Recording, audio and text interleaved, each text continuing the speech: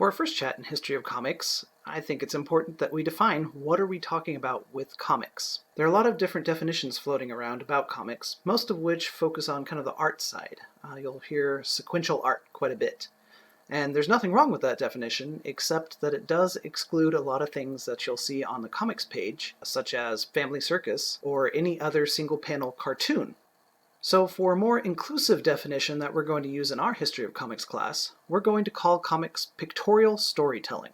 So this is telling a story strictly through the pictures. We'll have words to augment and give context, but for the most part, the information itself will be conveyed via the pictures. We need to take that definition of pictorial storytelling further and ask, what is a story? So a story is a complete narrative.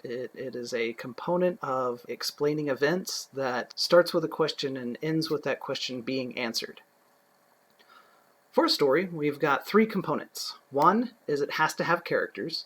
It's really impossible to tell any kind of story without the characters in it, specifically the protagonist, the one who asks a question and has to have that answered. So for example, Beauty and the Beast, Beauty, Belle, she is the one who is driving this question of will she be able to get her freedom from this monstrous creature? Or we could flip it from the other side, and the Beast, will he be able to overcome this curse? Another thing the stories need to have is a setting. The setting is the place where the story happens. The setting is all about establishing the rules for the universe. So if you're in a fairy tale, you can trust to have little creatures come and help you, talking birds or gnomes. If you're in Star Wars, you can use the Force to guide you. But if you're in a very mundane story, then none of those rules will apply, and it'd be really weird if they did. Even if people try to experiment without having a setting, it still has a certain amount of rules. So characters are the people in the stories.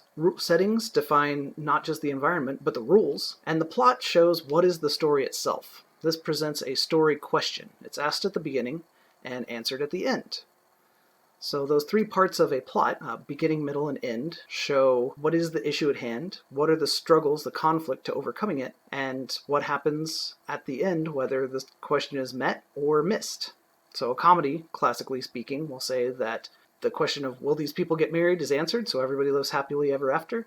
A tragedy will have the question of will Oedipus Rex find out who is causing the plague in Thebes, which is tragically answered he does, and surprise, it's him. So all stories have these three components. Even those fairy tales like we talked about with Beauty and the Beast, classic Greek tragedies, Oedipus Rex, or even Avengers movies today. They pose the question, will they be able to overcome Thanos? And then, of course, at the end, they do.